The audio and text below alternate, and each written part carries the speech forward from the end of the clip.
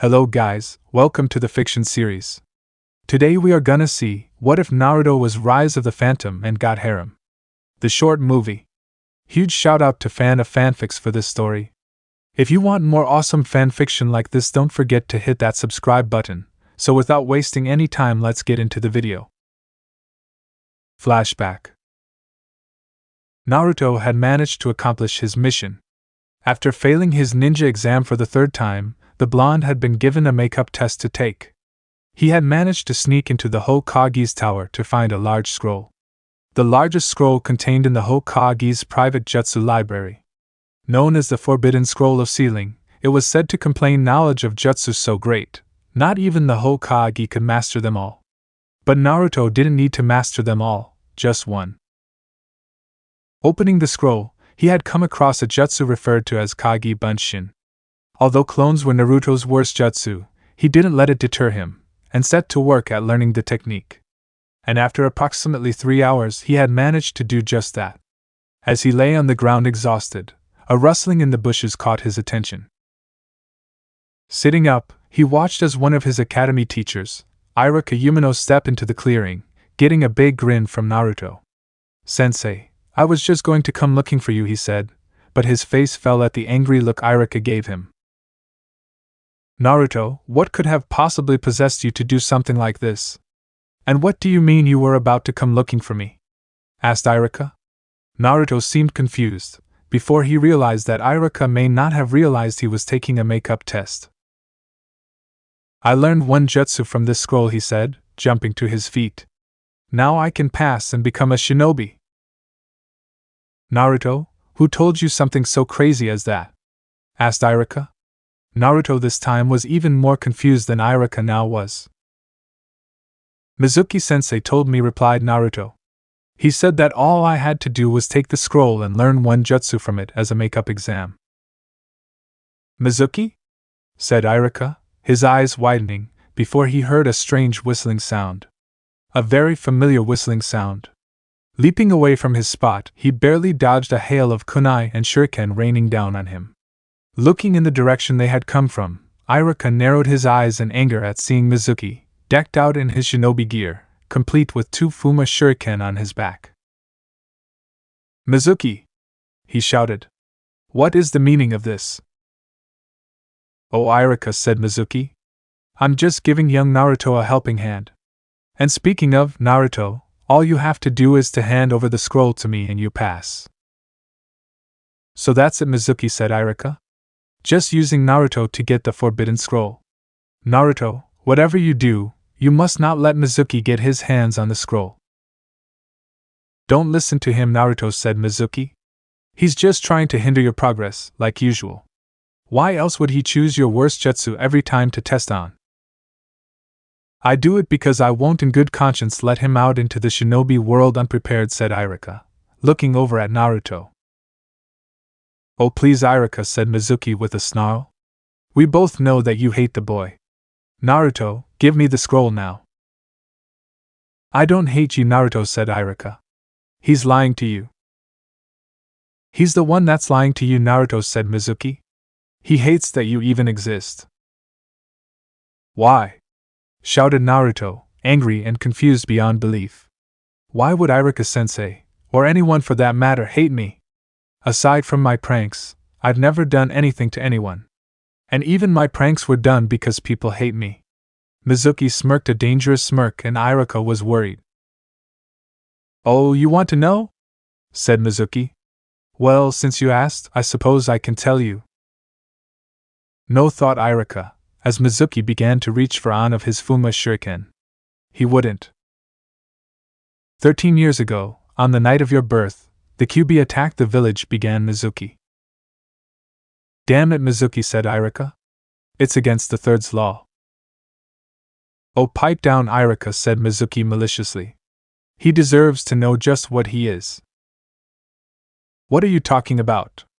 asked Naruto. "What law? And what does the Kyuubi attack have to do with me? The 4th Hokage killed it." "Oh, he got rid of it, but he didn't kill it," said Mizuki. "He took it, and he sealed it into a human form." "Mizuki, don't!" shouted Iruka. But his pleading fell on deaf ears. He turned it into a baby boy, that to this day mocks us by making him look like the Yandai, continued Mizuki. You are the QB, you brat. You are the nine-tailed fox. Pulling the Fuma shuriken off his back, Mizuki almost laughed as Naruto fell back on his ass in shock at the declaration, before trying to scramble up and run. Throwing the giant metal weapon, Mizuki watched with a certain satisfaction as it cut through the air at the blonde boy. He frowned, however, when Iruka jumped in its way to shield the boy, taking one of the sharp ends right in his back. Naruto looked in shock. Iruka-sensei, he uttered in the barest of whispers. Why? I thought you hated me. I don't hate you, Naruto replied Iruka. I have always tried to do what was best for you. You remind me so much of myself at your age. Naruto, I need you to take the scroll and run as fast as you can. Get out of here and warn the Hokage. Naruto could only look at his teacher in shock, before nodding and grabbing the scroll and dashing off.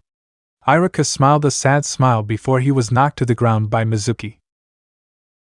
Why do you defend this thing, Iruka? Asked Mizuki.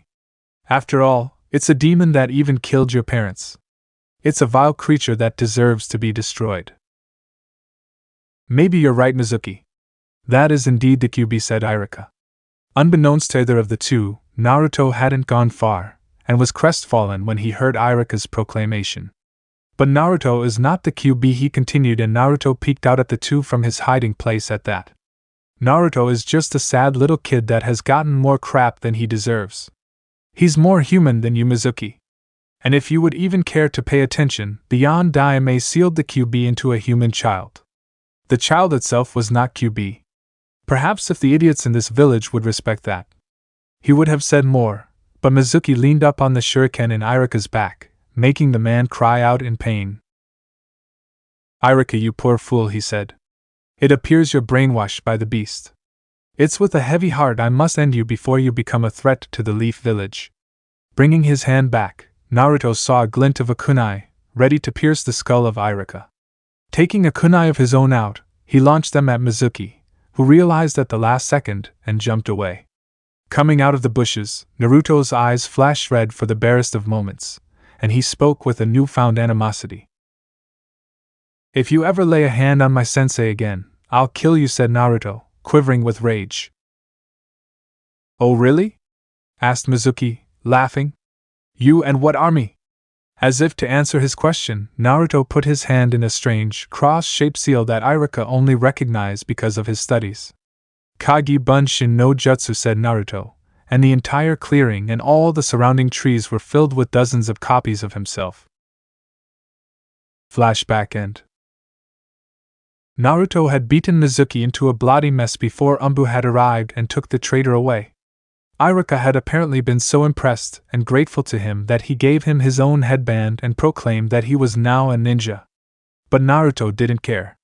He could never look at himself in the mirror again, knowing what he was, what he contained. Walking out of his bathroom, he walked over to the chair in the very center of his living room area of the apartment. Sitting down, he sighed before picking up a few pictures of himself and the Sandayame, Iruka, an old man Ichiraku and his daughter. Holding them close, he placed his hands in a seal, and all around his apartment, several seal tags began lighting up, before sparking. A moment later, his entire building exploded, and Naruto was encased in the fireball, burning him alive in a blazing self-cremation. What he didn't realize were the consequences of his actions as they rippled through time, like a boulder being dropped into a lake. Only one person did, if you could call him a person. Piercing red eyes opened as he looked upon the scene. All was an open book to the blue-skinned, purple-robed figure. As he watched the future unfold before him, his form continuously shifted between an adult form, to that of a young child, to an old, frail-looking man with a long white beard. He carried a long staff with two spikes at the top, a clock placed between them. His name was Clockwork, and he was the master of time itself. Looking into a swirling green vortex, Clockwork waved his hand and a number of events flew by at incredible speeds, as though time itself was speeding up to frightening levels. He watched as the boys' village fell to a mass invasion of sound and sand ninja. Soon after, Orochimaru and his forces sought out the two other Sannin, completely destroying them. However, the snake's victory was short-lived, as he was soon killed shortly after by an organization known as Akatsuki.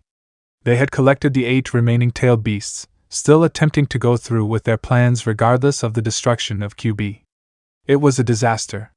Without the stability that QB, the most powerful of the beasts, provided, the statue they had used to contain the bijou exploded, flooding the world with its raw power, utterly destroying the entire world. With the destruction of Naruto's world came the destruction of all worlds that were interconnected with it in a chain reaction. First, the land of the dead, the Ghost Zone was destroyed, followed by every world the Ghost Zone was connected to, effectively unraveling all of reality into nothingness. Clockwork stroked his chin, trying to find the perfect events to set in motion to fix the time stream. While he had done it on occasion, Clockwork was technically forbidden from directly affecting the time stream. He could only get others to do the work for him. He would need to assign the boy a guardian to keep him from either being killed or killing himself. At least until the destruction of the Akatsuki organization. But who would be the perfect guardian for the boy, he uttered, still searching all possible alternate futures to the one that was coming, as he continued to shift ages. Opening his eyes and smirking as he transformed into his old form. Reaching to the top of his staff, he pressed a button at the top, before a bright blue light filled the room. When it cleared, a girl in her teens had appeared. She had pale skin, and wore a great deal of makeup around her green eyes and purple lipstick. Her hair was a bright blue that seemed to be almost flame-like, which framed her face in an almost M shape, and was held back in a ponytail. She wore a black choker around her neck, and had a black, one-shouldered tank top that left her midriff exposed. On her right arm she wore a black glove that covered most of the arm, and she had one black bracelet on her left arm. She seemed to be wearing black leather pants with a silver belt and skull boots. She stumbled around for a moment, before dropping and using her guitar she had with her as a makeshift leaning post. Holding her head, she groaned a bit. Ugh, what happened? Where am I? You're in my domain, said Clockwork, still looking at Naruto's death as he continued shifting ages. I have a little job for you. And who are you? She asked. Why should I do this job for you? My name is Clockwork. I am the master of time itself, replied Clockwork. And regardless of your contempt for authority figures, I require your assistance, Ember McLean. I need someone to keep watch over this boy, and perhaps teach him a bit. Ember looked down at images of Naruto passing before her. He seemed he was maybe 3 or so years younger than her. Well, she thought. At least physically younger. After all, it's been quite a while since my death. Why? She asked. What's so special about this kid? Clockwork merely waved his hand and the images ceased as he shifted into the form of a child. All you need to know is that every world depends on this boy's survival, he replied, getting a quizzical look from Ember. What do you mean, survival? She asked, and before her eyes, the images began again, and she watched Naruto's suicide with wide eyes. The kid's gonna off himself? Yes, replied Clockwork. And his death would cause a chain of events that would be trouble for all. Hence the reason why I brought you here. I want you to watch over him. He himself isn't a ghost, but because of certain events, he has the ability to use ghost abilities, so if you would kindly teach him how ghost powers work as well. Ember was almost entranced by the fact the kid was committing suicide. All right, fine, she said, picking up her guitar. I'll do it. But not for you. For him. I won't let him make the same mistake. She cut herself off as Clockwork waved his staff. I know all about that, he said. After all, I know everything. In a flash of blue light, both disappeared. Walking out of his bathroom, Naruto walked over to the chair in the very center of his living room area of the apartment.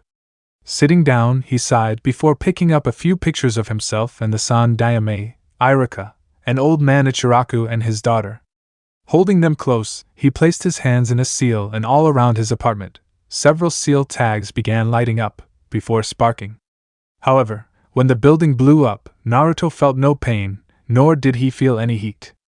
Opening his eyes, which had been closed in anticipation of the impending explosion, he was shocked to see his building blowing up. The only this was that he wasn't in it. Rather, he was flying through the air, away from the blazing inferno.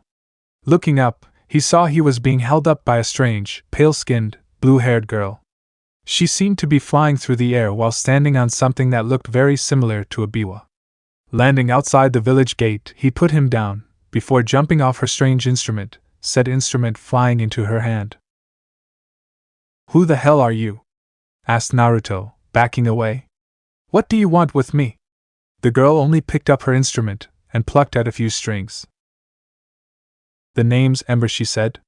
"I suggest you remember it, kid, because you and I are going to be spending quite a bit of time together." Naruto stopped backing away, his face a mask of confusion. "What kind of name is Ember?" he asked. "And what do you mean we'll be spending time together?"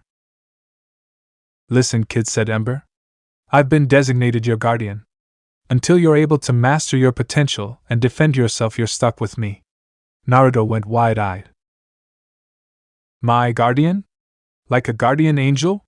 he asked, and Ember almost blushed at hearing he thought of her as an angel. "Kind of," she said. "Which means I especially don't want to see you pulling another stunt like you did in your apartment. Do you understand?" Naruto let his head drop in shame, realizing what she was talking about. Ember figured by his look of shame that he did indeed understand and wouldn't be trying it again anytime soon. But then Naruto's head shot up. "Oh crap!" he shouted. "I just blew up my apartment. Where the hell am I gonna live now?" Ember just shrugged before leaning back on her guitar. "If you can't find something, I suppose I could just overshadow someone to make them give you a place to stay," she announced. Naruto looked at her like she was crazy. "Overshadow?" he asked. "What the hell does that mean?" Ember just shrugged again. "It means that I can temporarily take over someone's mind and body and make them do whatever I want," she said. "It's a ghost thing." "Whoa," said Naruto, not even realizing her ghost comment. "Can you show me?" Ember looked at him for a moment before grinning. "Sure," she said, becoming intangible, though still slightly visible. "This is going to feel a little weird." Flying straight into Naruto, the boy felt a great tugging sensation on the back of his mind. A red aura enveloped him before he blacked out. "Ugh," he groaned, rubbing his head. Looking around, he found himself in a strange sewer-like location, with ankle-deep water all over the floor. Looking down, he noticed he was laying on top of his new guardian, his face resting right on her breasts. Realizing this, he jumped up and stood against the wall. Hearing a groan, he saw Ember sit up and rub her head just as he had. "Never had that happen before," she said. "Ugh, what was that?"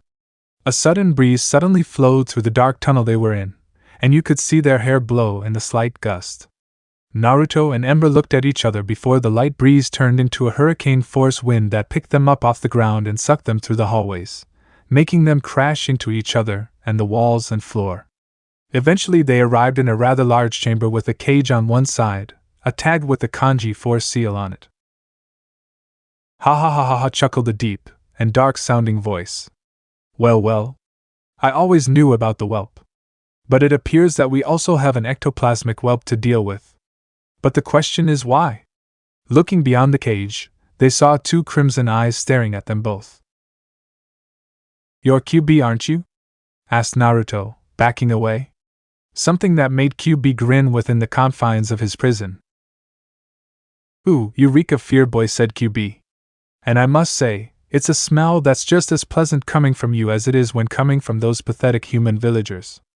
At QB's proclamation, something changed with the blonde, and he began moving toward the cage instead. "Oh yeah?" he shouted. "And what do I have to be afraid of?" You're behind those bars." As he got closer, he heard a roar and several claws shot out from the bars, stopping barely an inch from his face, as QB had no more room to fit his hand through. Naruto yelled in fright and jumped away, only for QB to laugh yet again. "Oh, there is nothing more amusing than proving your own power over others," the fox said between chuckles. Ember looked up in awe. She had seen some things since her death, but the fox was massive. "What are you?" she asked. "Clockwork never told me about you." QB raised an eyebrow, and then began chuckling yet again. "Ah, now I see," he said. "So the Master of Time has decided to alter whatever fate was to befall the boy, and thus made you his guardian. To answer your question, I am the QB. The strongest piece of the once whole Jubi." "What's the Jubi?" asked Naruto, and Ember could only nod at his question, having been just about to ask it herself. The QB sat back in its cage. "Before I or my brethren were created, we existed as one being, known as the Jubi, the ten-tailed beast. When Jubi did battle with the man you humans call the Sage of Six Paths, the man activated a power which sealed away Jubi within him. Eventually, upon his death, the Jubi would have been released. However, using another power, he managed to seal the Jubi's body into the moon, while splitting its power into myself and the other tailed beasts. However, there is even more to the story. Back when we were one being, the Jubi was a power almost beyond comprehension. Just as Clockwork is the master of time, the Jubi was the master of creation. All life was created from Jubi and Clockwork. From animals, to plants, to humans, to ghosts." "Hang on," interrupted Ember. "What do you mean gave life to ghosts? Ghosts are dead, that's generally how people become ghosts." "This is true. But you little ectoplasmic whelp, there are ghosts who never lived, such as Clockwork, and then there is the soul of a human, comprised upon creation, that in turn moves on to become ghosts themselves. As for my brethren and I, only myself, the eight-tailed, and the seven-tailed even remembers any of this. And you being here has given me a delicious idea, that I'm sure Clockwork already knew I was going to have." "And what is that?" asked Naruto, who was following very little of what was going on. As if in response, Naruto was suddenly blasted with the red energy that leaked from the seal. "Jubi's power of creation was for the most part lost upon our separation," said QB, before blasting Ember as well, pinning both against the wall. "But I have just enough of it to give him the ghost powers that Clockwork no doubt sent you here to teach him, girl. I do apologize, but in order to give him these powers, I need to first infuse him with some of your ectoplasm as well as my own Yuki." As the flow of energy subsided, both Naruto and Ember dropped to the floor. "So what?" she asked, panting. "He's a half-ghost now." QB just laughed. "Oh please," he said. "While he may have the powers of a ghost now, he is neither a phantom nor is he human. Consider him to be more of a demon." The fox began to laugh even harder as Ember passed out, too much of her ectoplasm drained from her. She needed to rest to replenish it. Naruto caught her fading from the mindscape, her ponytail having barely a spark left, before he too faded into unconsciousness, the fox's laughter deafening in his ears. This time it was Ember who awoke first, resting on top of the unconscious Naruto, using his chest as a makeshift pillow. Scrambling away before Naruto could awaken, she rested against a tree, breathing deeply. She could already feel her strength coming back, but she was far from where she was upon arriving. Looking down at the boy she'd been tasked with guarding, she noticed a few subtle changes. While she couldn't really tell while he was laying down, she thought he had grown an inch or two. His hair seemed to be a bit of a lighter shade of blonde, and his skin had turned a bit pale, though not nearly as much as her own. His fingernails had become sharp claws and his ears had become pointed ever so slightly. He shifted a bit, before awakening, and she saw that his eyes now glowed a bright green color. "Okay, that hurt," he said, trying to stand. As he used his arms to push himself up, he suddenly felt a tingly sensation in his arms, before they sank into the ground, causing him to hit his face into the ground. Ember watched in interest as Naruto's arms became intangible, and he got a face full of dirt. She realized that QB and Clockwork were right. She was going to have to be a teacher after all. Getting up, she grabbed Naruto and pulled him out of the ground. "All right, Blondie," she said. "It looks like I'm going to have to teach you a thing or two about being using ghost powers." Naruto looked over his hands, not even paying attention to her, as he moved his hands through each other. Grabbing her guitar, she struck a chord, sending ectoplasmic fists flying in Naruto's direction, knocking him back. "Hey!" shouted Naruto. "What was that for?" "To get you to pay attention," said Ember, dropping to her knees again. She was already drained of energy from QB, and the cord attack had drained her even further. "You need to focus. These powers all about focus. Without it, you can end up either failing whatever thing you're doing, or accidentally use a power, like you did when your arms went intangible." "Got it," Focus said Naruto, practically hopping up and down. "So what else can I do?" he asked. Ember almost chuckled. "Look down, because you're doing something right now." Looking down, Naruto yelped at the fact he was levitating off the ground. The shock caused him to once more fall on his face, which this time became intangible, phasing through the ground. Sighing, Ember pulled him from the ground once again. "Focus," she said again, smacking him in the back of the head. "Right, sorry," said Naruto, calming down, taking some deep breaths. All of these events were watched by Clockwork in his citadel outside of time. He smirked as he shifted from his adult form to his child form. That was one future that had been corrected. Now, it was time for the other thorn in his side. He turned to the swirling green vortex, where he saw the ruins of a city. A man with pale blue skin and white flaming hair stood, his red eyes looking out at the destruction he was causing, all while he laughed a horrible laugh. Left.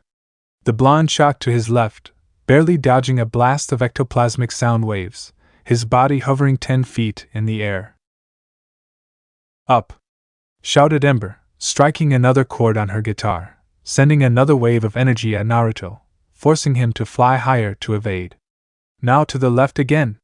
she yelled, twisting a knob on her instrument, sending a hail of ectoplasmic fists flying at the young ninja, who complied.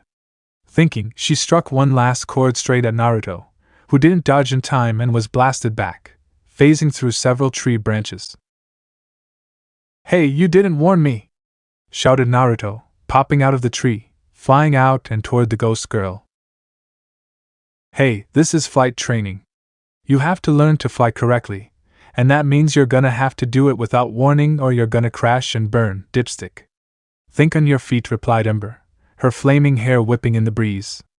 A week had passed, and Naruto had moved into a brand new apartment. Coincidentally, the other tenants moved out at the same point. That was fine with him. The pair were floating around one of Konoha's training grounds, nicknamed the Forest of Death. And with the two using it to train the blonde, a more appropriate name could not have been thought of. Of course, the blonde couldn't exactly be called a blonde in his ghostly state. The change had happened gradually. At first, he had only looked slightly pale, with dull blonde hair and pointed ears, glowing green eyes, and claw-like hands. As the week had progressed, he had become much more ghostly. His hair had faded to a pure white color, and his eyes had begun to glow even brighter. His skin had reached a tone that matched the ghost rocker exactly, and his whisker marks had widened and become more defined. His body lost most of its fat, replaced with lean muscle. While in his ghost form, he wore a pair of loose, black pants, combat boots, a black muscle tee, and a leather duster. Across his forehead, nearly covered by his white bangs, was a shinobi forehead protector, a skull symbol adorning the metal plating. "You could have just let me blow myself up, and then neither of us would have to deal with this crap," said Naruto, his mood having redarkened over the week as well. He was silenced by a punch to the jaw from the Spiritine. "What did I say?" she shouted. "I don't want to hear any of this suicide business. You aren't going to die on my watch, kid." "Ugh, whatever," said Naruto. "I've got to go anyway. I meet my team and sensei today." Dropping to the ground, he clapped his hands together in front of him, causing a glowing, red ring to form around his hands. Stretching his arms out to the side, the ring split in two, before moving up his arms, stretching wider as they reached his body. As they went, every section of his body they passed over reverted to their normal human state. Eventually, they reached his body and expanded, traveling over its entirety, before reuniting in the center and disappearing in a bright flash, leaving his form completely human-looking.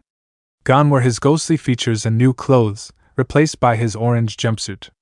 His headband had also reverted to its original state, the skull replaced with the stylized leaf symbol. As he walked away, phasing through the large wall surrounding the forest training ground, Ember's expression softened slightly, before she made herself invisible, and began following the boy she had been tasked to guard and train. Naruto made it across the village fairly quickly, arriving at the academy and, making sure nobody was watching, passed through the doors, as though they weren't there. As he walked through the hall, he eventually found his class, and heard the ruckus within, meaning the rest of his classmates had already arrived. Deciding not to make a big scene, Naruto focused with everything he had, still not used to all of his powers. As of yet, he really only knew how to fly, transform, and become intangible. His other powers, such as invisibility, they hadn't worked on yet, so he wasn't nearly as proficient in their use. Continuing his focusing, he faded from view, slowly but surely, until he had disappeared completely. Phasing through the wall, he froze when one of the other graduates, Hinata Hokage, turned and appeared to stare straight at him. Ah crap, thought the blonde. She can see me? Looking to where his hand should be, he saw nothing, showing he was indeed invisible. Looking back at the girl, he got a good look at her eyes and relaxed. That's right, he remembered. The Hyugas have those weird Byakugan eyes that can see almost everything. Letting out an inaudible sigh of relief, he floated toward the back of the class, causing the Hokage girl to let out a gasp and whip around, trying to keep from looking at him. Once he arrived, and made certain that nobody was looking, he popped back into view, looking as though he had been sitting there the whole time. Not a minute later, Iruka entered the room, quieting all the young shinobi, and dividing them into groups of 3, and announcing their squad number and sensei. For the most part, Naruto zoned them out. He had no interest in who would be on what team. He really didn't care what team he was on either. He was certain that he and his team wouldn't get along well. He was only mildly interested in who his sensei would be. Based on who they were, they could either hate the blonde for being QB's jailer, or be completely indifferent. Team 7 will consist of Sakura Haruno, Sasuke Uchiha, and Kiba Inuzuka, announced Iruka, getting a shrill scream of happiness from Sakura, her long pink hair whipping around as she danced a bit for being placed on the same team as her not-so-secret crush, Sasuke Uchiha. From across the room, Kiba groaned. Damn it, he said, covering his ears. Why the hell did I get put on the same team as the human dog Whistle? His pet Akamaru, a small mean-hound pup, whimpered in agreement, clamping his paws over his ears. Your sensei will be Kakashi Hatake, continued Iruka. Team 8 will consist of Hinata Hokage, Shino Aburami, and Naruto Uzumaki, under the guidance of Kurenai Yuhi. The classroom went quiet, before an eruption of whispers broke out, nobody having known that Naruto had passed his test. Eventually, they caught Hinata's gaze toward the back, to see Naruto staring down on them with a look of apathy, as though he didn't even care that he was being gossiped about only a few rows ahead. Whoa, when did you get here, Naruto? Asked Kiba. I didn't see you come in. That's because you don't have eyes like a Hokage, replied Naruto, staring at Hinata, making her turn beet red and once more look away from her crush. So you passed after all? Said Shikamaru Nara, his hands behind him, supporting his head as he leaned back in his chair. What a drag, my dad already had me write out a sympathy card. Naruto couldn't suppress a chuckle at the lazy Nara. Of the students in the classroom, Naruto was only really close friends with Shikamaru and Choji Akimichi. Their families both seemed to like him, but now that he knew that they knew about QB, he couldn't be sure it wasn't some kind of act. But he knew he could at least trust the younger ninja, who weren't aware of his condition. Yes, said Naruto. I passed after a little private showing of my skill level to Iruka and the old man Hokage. You're telling us the Hokage himself saw fit to pass you? Asked Sasuke, his tone bored and uncaring. I suppose it makes sense. With as much as you hang around the Hokage's office, I was beginning to think you lived there. Clearing his throat, Iruka calmed the room back down, before continuing reading off the list of teams. Once he had finished, the door opened, and several Jonin-ranked ninja entered the classroom, calling for their teams to follow them. Team 8, said one of them, a young female jonin. Naruto got a good look at her, not thinking she looked like much. Long, black hair flowed down, untamed, to her shoulders. Her eyes were a strange red color, with an odd ring in them. Whether or not it was some type of dojutsu was yet to be seen, but Naruto didn't think much of it either. She was wearing makeup consisting of red lipstick and purple eyeshadow. Her outfit consisted of a red mesh armor blouse with only the right sleeve visible. Over this was very broad material, which resembles bandages with a pattern on it similar to rose thorns. Her hands and upper thighs were also wrapped in bandages, and she wore the Konoha forehead protector and regular shinobi sandals. "I take it you are Kurina Yehi?" asked Shino, his voice coming from his lips in an eerie monotone. "Yes," she replied. "And I take it from your question you are one of my students?" "Shino Aburami," he replied, nodding his head. Turning toward Hinata, Kurenai smiled, and the blue-haired girl let a small smile grace her lips as well, the two having known each other since Hinata was a young girl. "And you must be Naruto," said Kurenai, turning toward the blonde. "A late graduate, but Iruka says you have potential." Naruto just rolled his eyes and smiled, not quite ready to trust the young jonin just yet. "Well," continued Kurenai, "let's go. I hope everyone is hungry. I figure if we're going to get to know each other better, we may as well do it over lunch." "I don't care where we go, as long as they serve ramen," said Naruto, standing up, and Kurenai just smiled a bit. "Yes, they serve ramen, and much more," she said. "We can head over to the restaurant, and make the real introductions there, alright?" The three new genin nodded, before heading out the door. From up on the ceiling, the invisible form of Ember phased back out into the open air, and hovered above the academy, watching Naruto walk away with his new team. Continuing to play guardian angel, she flew overhead, still invisible, as they crossed the village. Reaching a small restaurant, the group entered and sat down, before a waiter came out, looking disdainfully at the blonde of the group. "I'm afraid we don't serve your kind here," he said. "The two ladies and the other boy can stay, but you will have to leave." Naruto looked at his team, gauging their reactions. Hinata looked shocked, turning to their new sensei, silently asking her to explain or do something. Shino merely beeped an eyebrow behind his glasses, his curiosity piqued by the waiter's choice of words. Kurenai said nothing, but glared furiously at the dark-haired man. Finally, she spoke up. "I'm afraid you must have my genin mistaken for someone else," she said, her tone filled with false cheer, veiling a hidden threat. "And I am quite certain that I refuse to serve this child. If you don't like that, you can all leave," announced the waiter. From across the room, Ember watched the conversation unfold. Looking around, Ember spotted the restaurant manager, busy filing some orders, and not even noticing his waiter's stance against Naruto. Floating over, she jumped into his body, overshadowing his mind. Turning, the possessed manager made her way over to the table. "Just what the hell do you think you're doing?" she shouted, surprising the waiter, making him jump. I wasn't," the man stuttered, trying to think of what to say in his defense. His boss was an imposing man, standing 6 feet 1 inch tall, and covered in muscle. Not to mention that the man was a former shinobi himself, having retired after the QB had attacked the village. But the years of retirement hadn't degraded his skill at all, and he made sure his staff always remembered that fact. "You were just turning away perfectly good customers," said Ember, through the man. "I suggest you find yourself another job. You're fired."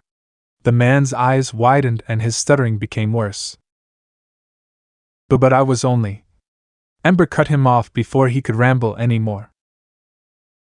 "Out of my restaurant, now," she ordered, pointing her possessed man's hand toward the door, and the dejected waiter, shoulders slumped, gave one last glare at Naruto, before trudging out the door. "I'm so sorry about that," she continued, calling over a waitress to take their order.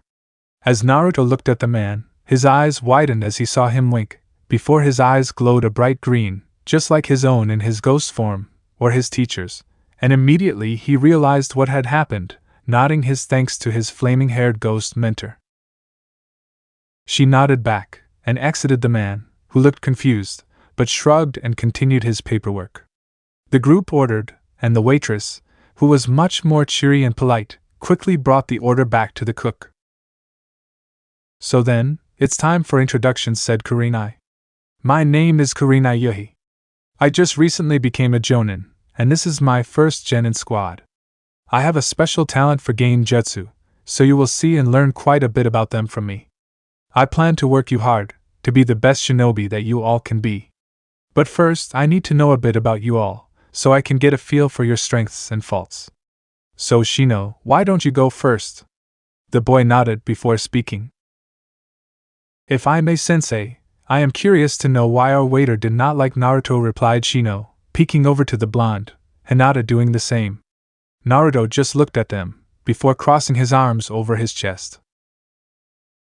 I just piss people off a lot, was his answer, not elaborating any more than that. The two other genin looked at him for another few seconds, before Shino nodded and turned to Kurenai. My name is Shino Aburami. I use my family's techniques with my insects, and enjoy studying and adding new insects to my collection. I do not, as of now, have anything else of interest to say, he announced, his voice that same, even, monotone the entire time. Kurenai just nodded, knowing the Aburami had always been the silent, thinker types. Alright, she said. How about you, Hinata? The girl looked down, and began to fidget with her hands. I'm Hinata Hokage, she said. I use my Byakugan with my family's gentle fist style. But what I really want is to be the first Hokage to work outside the clan, as a medic. Kurenai smiled and nodded, before turning to Naruto. And you, Naruto? She asked, gesturing with her hand for him to contribute, and with a sigh he did. I'm Naruto Uzumaki, he said, leaning back in his chair. I can use the forbidden Kage Bunshin no Jutsu, and have an interest in the supernatural and ghostly. Kurenai looked at him oddly, as did his other teammates, but they said nothing. As their food came out, Kurenai began. Alright, team. Normally, the Jonin will give their team a test to see if they need to be sent back to the academy or not. Upon this announcement, the three tensed up. They relaxed, however, when she continued. However, the Hokage put this team together himself. He has decided that at least one team should be trained specially as a reconnaissance, scouting, and infiltration team. My instructions are to train you three to become that team. Tomorrow, I will test what kind of ability that you have. But for now, dig in. The three nodded, and began eating, but in Naruto's head, he wondered why the old man had placed him on a recon team. Upon hearing infiltration, he began wondering if the Hokage had found out about his new ghost powers, but realized that that should be impossible. Putting it to the back of his mind, he resumed eating. In the Hokage's office, Sarutobi sat watching the entire scene unfold through the use of his crystal orb. He sighed, pulling his pipe from his lips, and watched the smoke leave his lungs. He in fact did know about Naruto's abilities, but was unsure of what to make of them. For now, he would have to be content with watching, and he had to admit that the three fresh genin would make a fine recon team. Back in the old days of shinobi, the genin would be placed on specific teams based on abilities. But now, the placement was largely random, with each genin believing they would be best on their own anyway, ruining whatever team dynamic would be put in place. As he put away his crystal ball, he stood and moved toward his window, looking out at the great leaf village, and the mountain decorated with the Hokages of old. His gaze moved down the line, eventually moving back and forth between his own visage, and that of the Yondaime Hokage, who had been his successor, and his predecessor. Minato, if you saw what was going on with your son, you would be turning over in your grave, he said, shaking his head.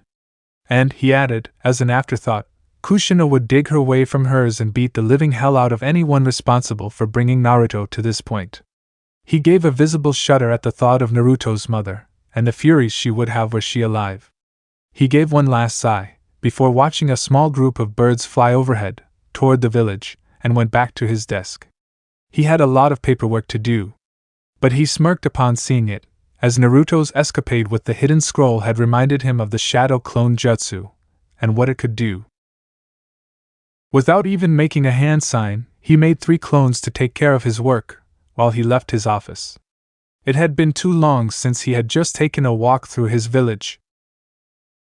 Now that one there, said the flaming-haired Ember, indicating a Chunin on the training field, working on sharpening his skills with shuriken and kunai.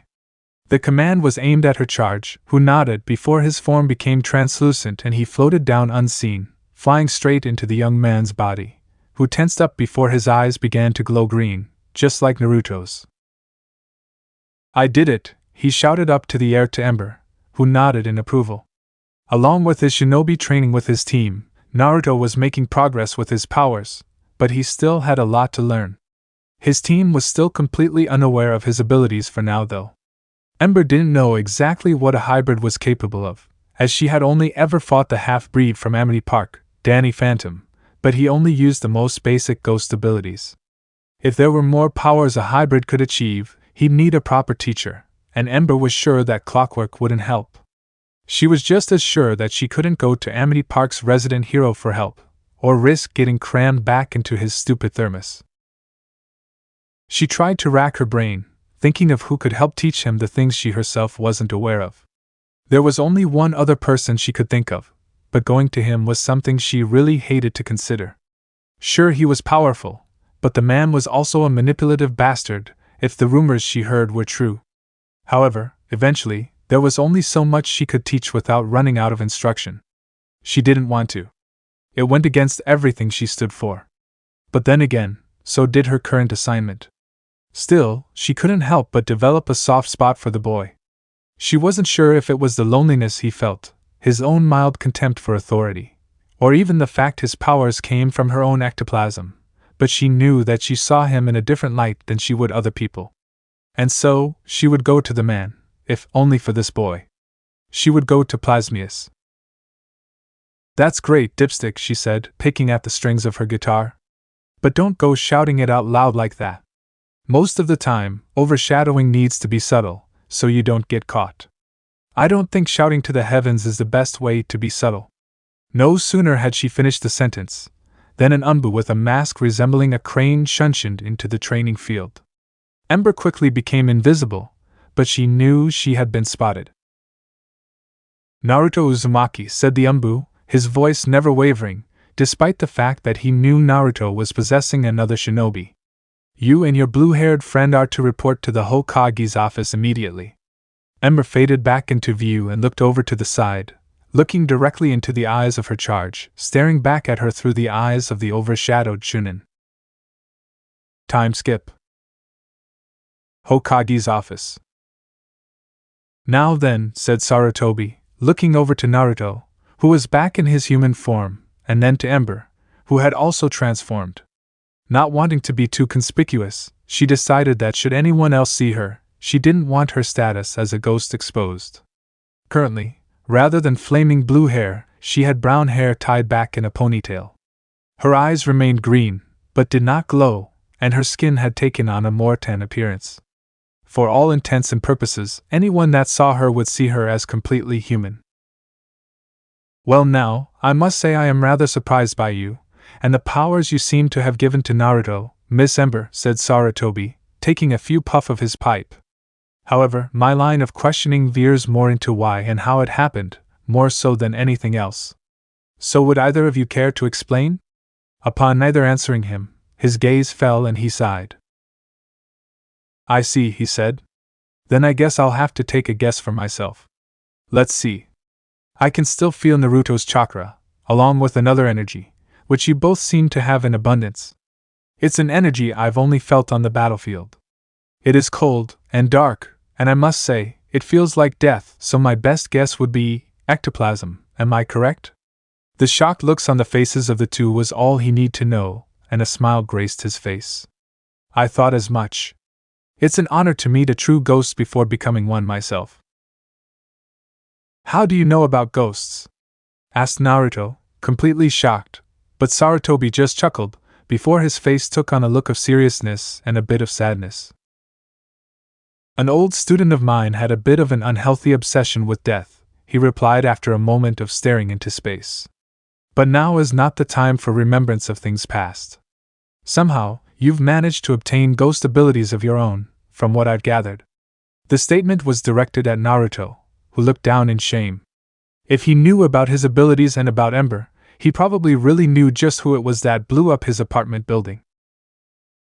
Yes, sir, he said, and Sarutobi could feel the fear and shame radiate from the boy. The fox used Ember's ectoplasm to give me ghost powers. Sarutobi sighed, pinching the bridge of his nose. So the fox was somewhat to blame.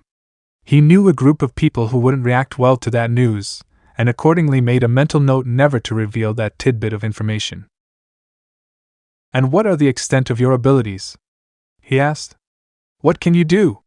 It was Ember who spoke next. We aren't sure yet, she said.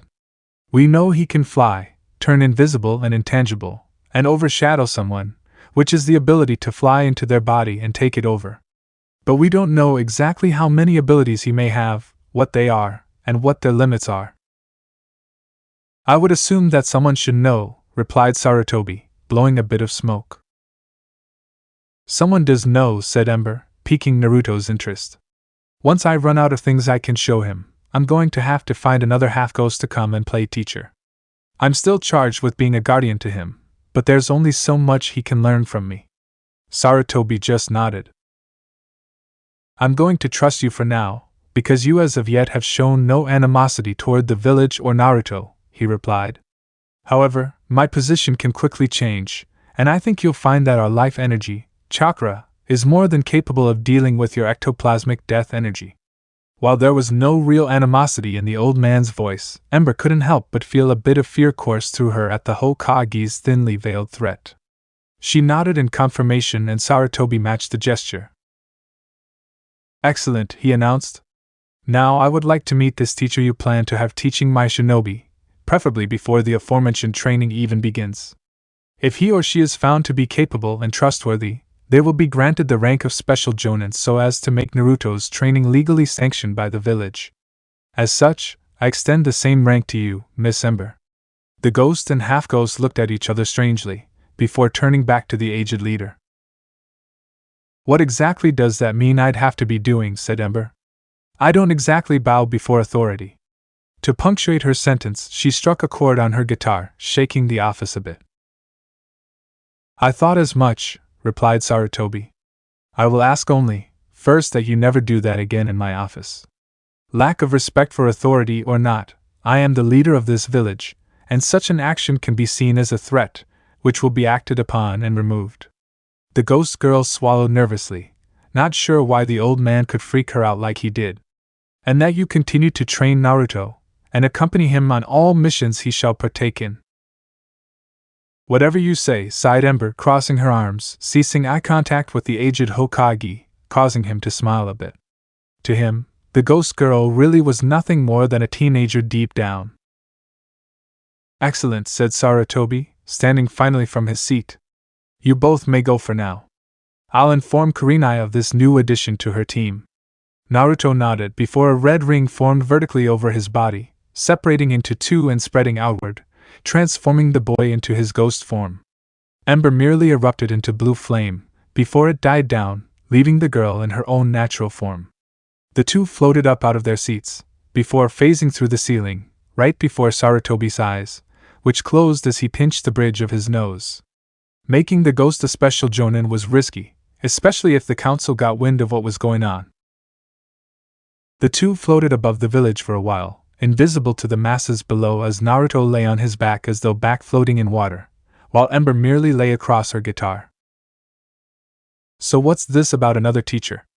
Asked Naruto, breaking the silence. Ember merely looked at the boy before sighing, closing her eyes. Look, kid, I'm a ghost. You're a half-ghost. I can't teach you everything about being half and half because I don't know everything. As far as I know, there are two other half-ghosts. Out of the two of them, there's really only one that has the experience and power you need. Unfortunately, he's supposed to be a heartless bastard.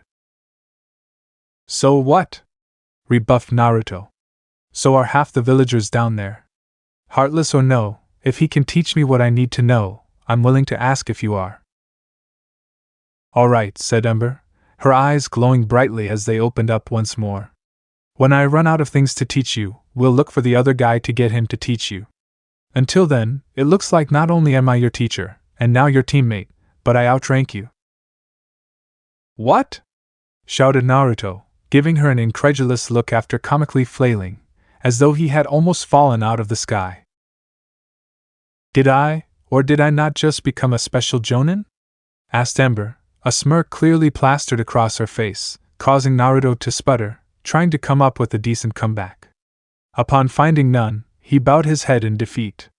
It was then that his face turned serious, and he looked toward his teacher. "Can I ask you something?" he said. Ember laid back and closed her eyes. "Shoot," she said. Naruto looked like he was having trouble finding the right words, but suddenly he spoke. "How did you die?" Ember almost fell off her guitar. That was one question she had honestly never thought he would ever have the nerve to ask. "How?" she replied questionably, and got a nod in response. She sighed and turned away from her student. While she wouldn't admit it, she was ashamed of herself for dying in such a manner. "You really want to know?" She was hoping that her young student would read her body language and drop it. No such luck. His gaze only told her that his resolve had increased. "I wasn't exactly the most popular kid in school. My taste in clothes and music, and my rebel attitude made me something of the social outcast." Naruto was listening intently. He had never heard his teacher speak like she now was. Gone was the slang and insults, replaced with the somberness that one would expect to hear when discussing such a topic as death. "And one day," she continued, "I got asked out to the school dance. I didn't even care that some popular kid who normally wouldn't give me a second look asked out the punk rocker wannabe.